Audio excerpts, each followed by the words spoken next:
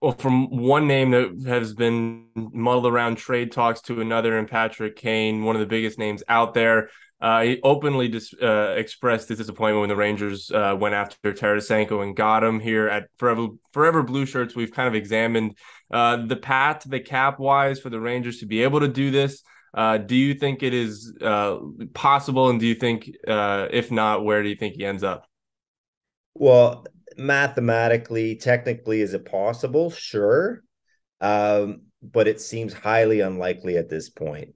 My sense is Chris Jury engaged in conversations um, and explored that as an option, but it was cheaper and more effective to go the Tarasenko route instead. And now they go and pick up Tyler Mott. They're just it seems like how many more moves can you make it forward? It feels like a long shot. And then you saw the disappointment on Patrick Kane's face. And I loved his candor in that moment. I mean, I can't remember the last time a player who's under contract with one team openly expressed disappointment that he wasn't the one who got traded to a new team. It was a very rare situation, but I love that from him.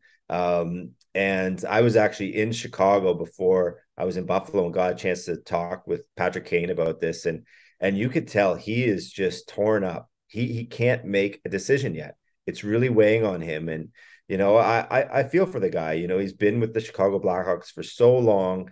He ranks like 2 and 3 in their all-time major records, like points, goals, assists, those types of things. His number's going to be hanging from the United Center rafters at some point. So he has to make this decision. Am I willing to leave my legacy here and go chase a cup? Because he's in a different situation than Claude Giroux was last year around this time. He has 3 rings. He doesn't necessarily need the cup. So I find his situation endlessly fascinating. I'd be stunned if he ends up at the Rangers at this point, but I wouldn't be stunned if he does accept the trade and move on.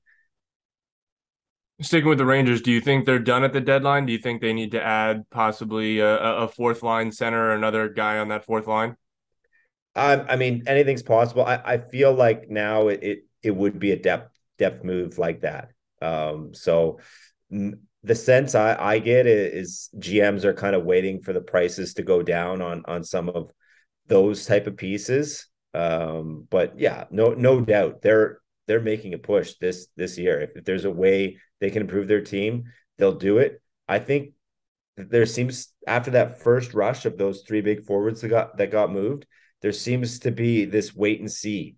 And so now we got Chikrin, Gavrikov, and now Luke Shen all being held out as they await trades. And I so the sense is I think GMs are waiting for those bigger pieces to move before the next wave of kind of role players gets going.